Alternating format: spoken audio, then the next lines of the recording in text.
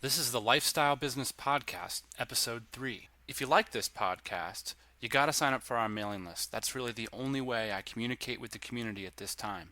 You can find that at lifestylebusinesspodcast.com. Hi, this is Dan Andrews, and I'd like to thank you for downloading the Lifestyle Business Podcast. This is a podcast aimed at individuals who are interested in unconventional approaches to life, business, and their careers.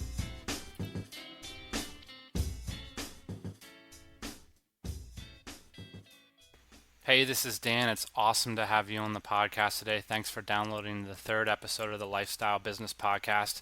Today's going to be exciting because I got my friend and business partner Ian on the show, and he's going to help share 10 unexpected benefits of quitting your job. And at the end of the episode, he's going to share how he got his business branded for only $100. So stick around. We'll get started right away.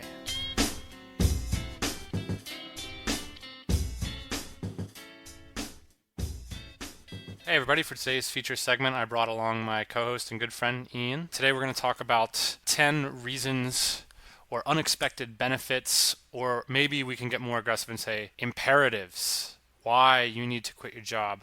The reason I sort of brainstorm these 10 ideas is oftentimes this idea of quitting your day job, quitting being an employee, is sort of lumped in. There's like one reason to do it, and that reason is kind of obvious. Like, sure, anybody would want to quit their job, right? In a lot of ways, by like making it that sort of obvious, vague reason, it can take away some of the real power of the benefits that come from quitting your job.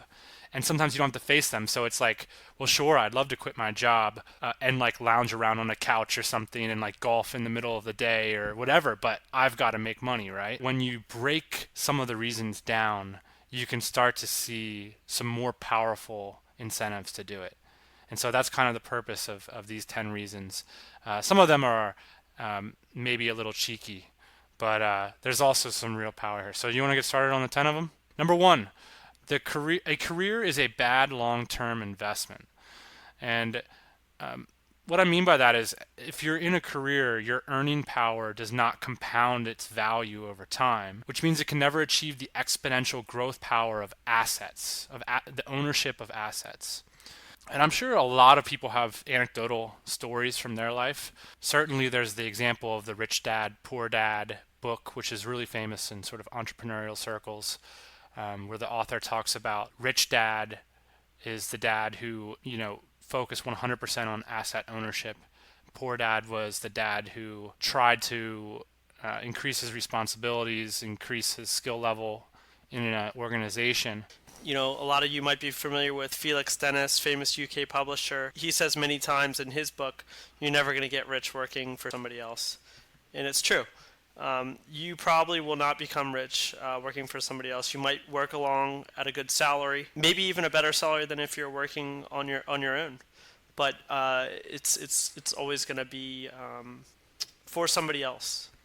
Well, there's this idea that, even if your goal isn't to get rich, even if your goal is stability, say for example, or a very comfortable level of salary. There's this famous Dave Ramsey quote, he's a sort of a financial guru, and he says, you're only ever as stable as your ability to go out and drag it home every night. And I look at somebody like my father, he spent his years building up skills that were relevant to the people who did own the assets. And had he built up the skill of managing and owning his own assets, then even if, say, something comes along and takes away all those things, he has then the relevant skill set to go out and create a stable income. And so part of the problem, with careers as a long-term investment in your own personal asset is that, you forgo the opportunity to learn the skills that can create the true stability I think for a long time careers did represent for people. Yeah, I agree. So that's number one. Career is a bad long-term investment.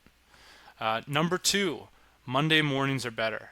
They are absolutely better. Start with the cheeky one. Tell me about your Monday mornings. Well, I think a lot of people, everybody has like the Sunday night shivers. Have That's you ever a heard good of way those? to put it. The Sunday night shivers. I can relate to that. Right, so everybody, well, I shouldn't say everybody. Tons of people get super anxious on Sunday night. Uh-huh. It's the end of their freedom. Sunday has come to a close. They had Friday night, they had Saturday night, and then they had Sunday, and then now they're staring down at Monday morning. Well, I remember I used to get anxious Saturday morning. I mean, I would start dreading early. Be like, That's just because you're so proactive about things. yeah. So yeah, you get the Sunday evening jitters, or the shivers, and it's because you dread, or a lot of people dread going to work on Mondays. So not only when you're working for yourself, are Mondays less painful, but you don't even realize it's Monday a lot of times. We talk a lot about the integration of work and living, I guess, as one. And when you work for yourself, the days kind of slip away, and you kind of find yourself asking yourself, "Oh, what day is it? Is it Monday? Is it Saturday? It doesn't really matter." Awesome stuff. Absolutely. Number 3, if retiring is worth doing, you should do it immediately. I love this one because there's a lot. I was talking with a friend last night. He's going into take 4 months off his job and travel the world and really reconsider whether employment is for him. He has a feeling that I think is very common, which is the people in his life give him a lot of pressure about quitting his job because people see leaving it. In fact, he's a well-trained engineer with a good job, and so they're giving him a lot of pressure about his choice to leave a career. And I think a part of the reason is this idea of retirement. And so if you quit your job, you're being irresponsible to this notion of retirement, because what you ought to do, is stick with your job over the course of 30 years and plan for like this moment that's supposed to be excellent, this retirement. There are tons of reasons why retirement is sort of a false idol. I think that, that's a bold claim. I should probably back it up a little bit more, but I'm going to move a little faster. But I want to focus on one element to it, which is to say, if retiring is worth doing, you should do it immediately. And at the very minimum, you want to test out your imagined retirement scenario and ensure it's worth a lifetime of difficult work. Yeah, that's a great point. If you think that hanging out in Florida and playing golf is what retirement ought to be, then by all means go there for a month and do it, because you're going to be working for 35 years. And I mean, the chances of you actually achieving that after 35 years of work, given the fact that you're an employee, if you were to do that as an entrepreneur, I mean, the chances are great. So, if fruity drinks and beaches are what you have in mind, I would encourage you to go check it out right now, immediately. Stop what you're doing, do not pass go, and just make sure 70-hour work weeks are worth it. Yeah, and the easy thing to do is to work for 35 years and then go retire, right? The hard thing to do is to figure out a way to create sustainable income for yourself that you can retire many times throughout your life. So don't let anybody tell you that you're taking the easy way out by quitting your career, by changing your kind of trajectory or anything like that. It's very, very hard to quit your job and to retire early. I think that it's 100% an issue of mindset. And if anything's hard, it's changing your mindset from an employee. Here's the thing. Actually being an employee is no easier than actually running your own business. That's 100% true and backed up in like countless examples that I know. The hard part is actually convincing yourself that becoming an entrepreneur is better than working a job. And that's part of the reason why these 10 points are compelling to me. I really believe that once you believe that being an entrepreneur is better, like really better, 100% across the board better, it's not actually harder. You just need to refocus your energies onto your own business. I mean, one of the reasons it is so difficult for people that have a job to maybe start their own business is that they spend all their time and all their energy focused on being an employee. And then they come home, they raise their kids, they do their hobbies, and they maybe surf around like for 1 hour in the evening for business opportunities on the web, and they think that somehow that's going to get them there. If you were to be able to start to sort of refocus some of the key energy, like the key time in your life towards this new endeavor, I guarantee anyone listening to this that the things that you do for your job are no more difficult than the things that you could do for yourself if you focus your time and energy on it. Right, but let's be honest here. There's a lot of social pressure that surrounds this kind of thing, right? So breaking through that mindset, breaking through that social pressure can be difficult. I can agree with that. And in fact, one of the things I want to stop apologizing for on this podcast is talking about how that pressure can really impact. Because I think a lot of sort of small business coaches and internet gurus, they talk about it as if it were just the most natural thing in the world. And I know for myself, it was a long, sort of arduous battle with my own mindset. Right. So I think, the bottom line is if retirement's worth doing, try it out. Definitely. Number 4, you'll meet more interesting people. This one is a proven fact, okay? It's amazing the variety of interests people can cultivate when their time isn't limited. Going out there and just reaching out to new people when you've got time. I can move around a lot, and so I can reach out and meet interesting people. Right. I think that's a good point. When you're even if you're in your hometown, you'll meet interesting people at the grocery store in the middle of the day.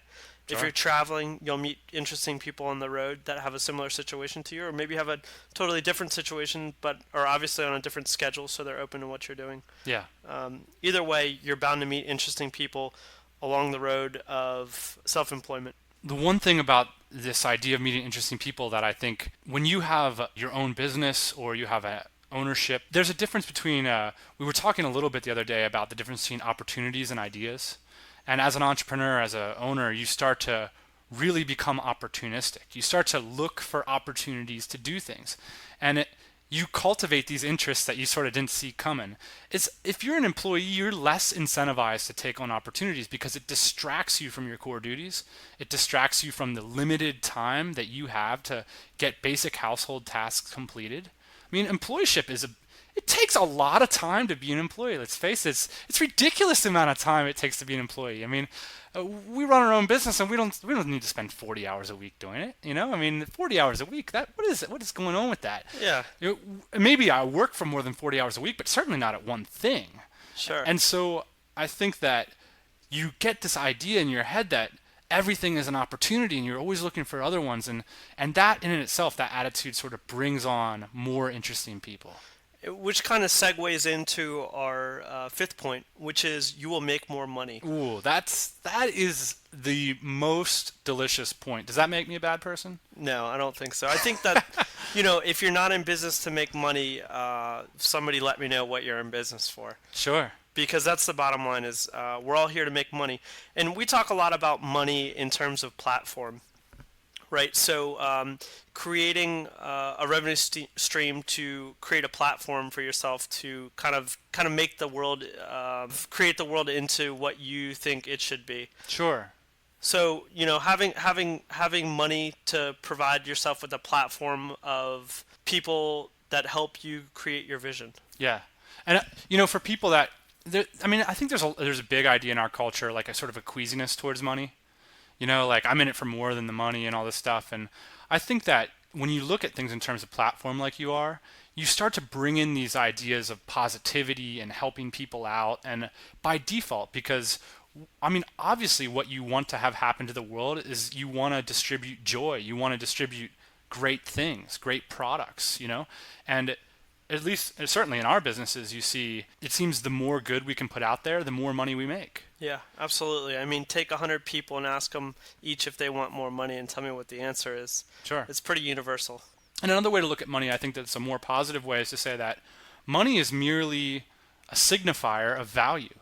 And so people exchange it for things that they find valuable. It's not inherently crooked. I really don't understand the negative attitude about money in this culture. I think that there's a lot of sort of rivers that flow into that one, so to speak. But I think when you look at money as something that you can exchange for things, services, people, anything that you value, you can get rid of all the moral hogwash and just start to focus in on what's really valuable to you, how you want to participate. Right. If you ask most people, would you rather have the freedom to do whatever you want, whenever you want, with whoever you want, or tons of money? Most people would pick freedom, I think. For sure. So that's number 5 point. You'll make more money. Number 6, you'll see the world. Okay, it's awesome and it takes a while, so you'll need to get to quitting soon. I think seeing the world is really, really important, and that's something that owning your own business lets you do. One of the reasons why we started a business, Dan, a few years back, was to be able to travel. And I think that's something that we've done pretty successfully. So our product development group has allowed us to travel throughout Asia for the past couple of years, and we've had a lot of great experiences over there. And tying it into business. So sometimes we go over there, we work for a week, and then we go ride motorbikes through Vietnam for a week. Sure. I like motorcycles. Yeah. So these kind of lifestyle businesses really give you the opportunity to do things like that. Definitely. There's also, like you said, tying it into business, tying these long-term working vacations to go after new opportunities is just phenomenal. We were talking a lot about the move to tech outsourcing through Vietnam, India, now Philippines is one of the more popular locations. And definitely, like in 1 month, we'll be on a plane to go hang out with our Filipino guys and to eat their food and to see what's going on, to learn more about their culture and to better understand the opportunity and to satisfy like the desire to see more of the world. I Right. think it's an awesome opportunity. And you know what? There's also the stakes are higher and it's interesting. It's interesting to go meet with people with whom you're engaged in projects. And business isn't the only way to do this. Certainly you can do it with volunteering or with teaching. There's something different about going someplace when you're engaged in a project than when you're just sort of, wandering through. There's certainly value there. However, it is exciting to be able to meet, talk, engage with people with whom you've got a deep connection. And certainly employing people is a very deep connection and a very important one for both parties. Yeah. And so it's exciting stuff. It is exciting. Number 7, everything will be brighter. Kind of cheeky. This is this idea we talk about a lot. Your life will be full of opportunities, not a bunch of liabilities. Right. What do you think about that? I think it's absolutely true, and this leads back to Monday being brighter, like we talked about in our second point, which is Mondays are better. Everything's brighter. Sunday, Monday, Tuesday, Wednesday, Thursday, Friday, everything is more exciting. Some people say that happiness is excitement. I think that for a lot of people that's true, and as a business owner, I think that's true too. Well, this podcast is a great example. I mean, it takes some time to produce the podcast, but we've got, we can just look at our schedule and chunk it off right away and say, like, all of a sudden this is going to become a priority, move other things onto other people, immediately, put things that we don't want to do, say the audio production, the management of the blog or something, we put that off to people that work for us. And these are things that maybe if we had jobs, it would be much more of a sacrifice, whereas now it could be a joy to engage in this kind of thing. Number 8, your old friends will think you're cool. Now this is part joke, part portending doom. Your old friends. Maybe certainly a theme that runs through people that are making major life changes is this idea that sometimes the first thing you need to do is distance yourself from unproductive relationships. So distancing yourself from old friends can sometimes be difficult, but it can also sometimes be cool. So a lot of these people may or may not understand kind of what you're trying to accomplish here. And it's really hard to work around people. So to kind of change your life, if you've ever really tried to change your life in a dramatic way, whether for the better or for the worse, depending on who you're around, they might not be sympathetic to your cause. Yeah. And one of the issues that comes up for me a lot, this idea of whether you focus on your strengths or try to fix your weaknesses. I find that focusing on your strengths, like running with your passions, running with your talents, is always way more valuable. And the same thing kind of plays into relationships. Often I'm tempted to try to bring my ideas and my ambitions to people that sort of aren't having them because I want to share and I want to bring them along. I want to make a connection. And I find, there's this idea in this your old friends will think you're cool, as like it's kind of implied they're watching from a distance. And that's really, I think, what you got to get comfortable with, and you've got to get focused on pulling in a group of mentors and peers that can inspire you. Sure, and if you're listening to this podcast, then you're already on your way. Sure, or you could be a very wealthy lifestyle entrepreneur. Number 9, no more meetings with one exception. We've got Skype conference calls on here, so that's an unfunny joke. No more meetings. But meetings represent this idea of spending your time where it's not valuable and where you don't care about it.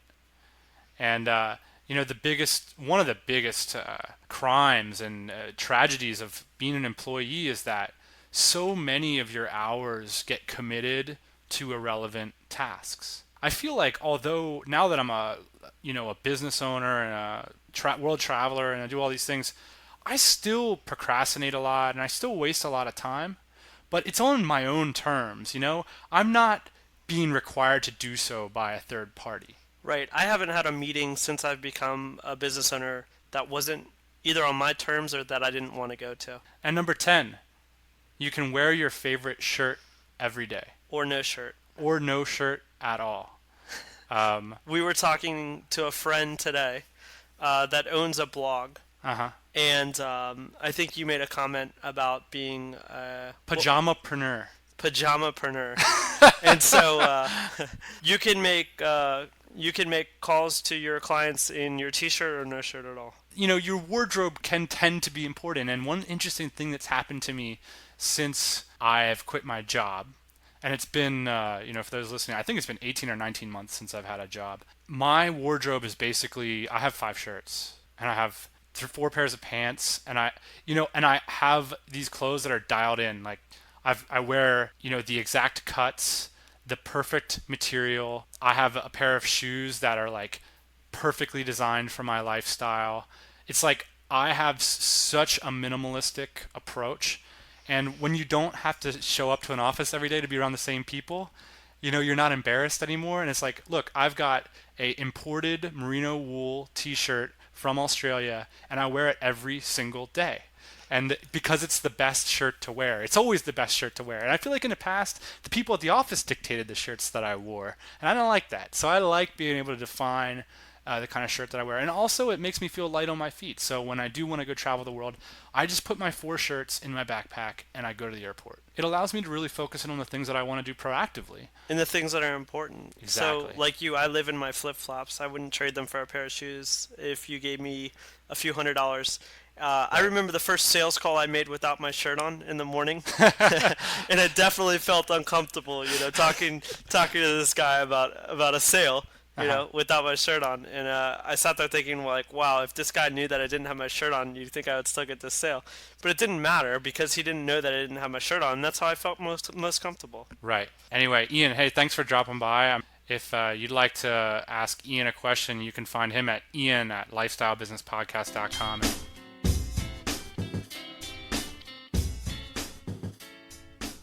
Okay, everybody, Ian was kind enough to stick around and share with us a quick tip he uses to get insanely cheap branding done for his websites. And by that I mean, or for his companies. And that's both logos, website design. And is anything else you've used this for, Ian? Well, this site is primarily for logo design. Okay. Some of the other sites out there do website design and logos and other branding projects, but this one is pretty much purely logo design. Okay. And we use it pretty much exclusively now. There's a bunch of different sites out there. This one's really great because you can set the minimum price really low at $100. Right. That's usually what we pay is in between $100 and $400 for just premium logos. And what we're talking about here is crowdsourcing. So Right. Putting up your requirements and then having a bunch of guys bid on your logo design and do different iterations for you, and in the end you deliver them the prize money, they deliver you the logo, usually with fonts in whatever kind of file type you want. Now I know that 2 years ago 99designs.com kind of set the online business world on fire by introducing this crowdsourcing concept to logos and website design. But what I had found is that they had started to get more expensive. They did. So it's a pretty cool site. It's easy to use. Your money goes into escrow, so you don't have to worry about losing money or anything like that. Right. With a designer. And so how much from beginning to end does it cost for you to get a high quality logo designed for a business? Beginning to end is $100 to $400, and what I would suggest is being as specific as possible in the beginning. Uh-huh. So it's really important that you lay out your guidelines. So if you say, I want a logo and it's for a a web design company or for whatever company you have, be specific about the colors that you want to use, the shape you want to use, the feeling that you want to convey. It's really important to get that out in your description to be able to get the most for your money. One thing that I find that is really helpful if you're having difficulty being creative about those things is to spend a half an hour going around the web looking at companies you admire. Yeah. And saying to, the group of designers or the community of designers really, that this is a logo that communicates the kind of feeling that you're looking for. And that, of course, you want to make it different than that, but you want to say similar things. That's a really good idea, and it works really well. And for those of you that have been around long enough to know how much logos cost, a quality logo for a company that you're planning on growing really big, and for a lot of people saying, that those kind of logos can cost thousands and thousands of dollars. Sure. Only maybe 5 or 10 years ago. Here's even what I think is so unique about it. Maybe the audience doesn't know, you're a trained designer, and you still choose to pay this community to design your logo for you. Yeah, so a lot of times, maybe it won't be the final logo that we use, but it'll definitely set the framework. But also, there's an interesting thing in you as an entrepreneur deciding to outsource what is your specialty, number one. And number two, the cumulative value, you could potentially, as a talented, trained designer, design a logo for 2 full days and not see all the design possibilities that come through the community. Right, that's the beauty of crowdsourcing. This is a good jumping off point. So maybe you say, hey, we've got a logo guy, or we've got a really good graphics guy that we depend on. But I'm sure that graphics guy that you have on staff, possibly in the United States, costs anywhere between $70 and maybe $150 an hour. Mm-hmm. So for $100, you can have anywhere between 25 and 150 logos show up in your inbox that your graphic designer can work off. So it's a great idea generator as much as it is end result. Right, so it's like the ultimate brainstorming tool. Absolutely. And the site that we're talking about is elogocontest.com. Hey, thank you for listening to the Lifestyle Business Podcast. If you're particularly interested, you definitely need to go to our website at lifestylebusinesspodcast.com and get on the mailing list. That's how I communicate with the community, and I'll share some things through the newsletter that don't make it onto the podcast. Also, if you like the podcast, give us a shout over at iTunes. That's going to give us a big help, get us more subscribers, and will ultimately help us to invest more in bringing more information to the podcast. So, hope to see you next time.